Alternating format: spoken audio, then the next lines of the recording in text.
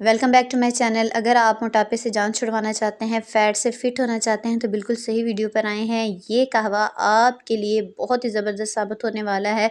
आपने बस complete video को देखना है। एक गिलास आपने लेना है फ़िल्टर वाटर का, इसमें 1 चम्मच सफ़ेद ज़ीरे का ऐड करना है। उसके बाद आपने 2 इंच का दालचीनी का टुकड़ा लेना है और इसमें छोटे-छोटे टुकड़े करके इसके डाल देने हैं। उसके बाद आपने अदरक लेना है, इसको छोटे-छोटे टुकड़ों में 4 से 5 दफ़ा काट लेना है या आप इसको कूट कर हाफ़ चम्मच के बराबर इसमें ऐड कर सकते हैं।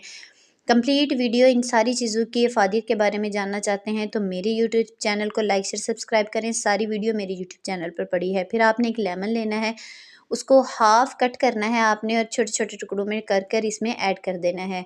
फिर इस सारे मिक्सचर को आपने हल्की आँच पर पकाना है 4 से 5 मिनट के लिए। जब इसका रंग हल्का पीला होना स्टार्ट हो जाए तो फिर आपने आँच को बंद कर देना है और इसको छान लेना है। छान कर आपने इसको गरम-गरम पीना है। नाश्ते से तकरीबन 1 घंटा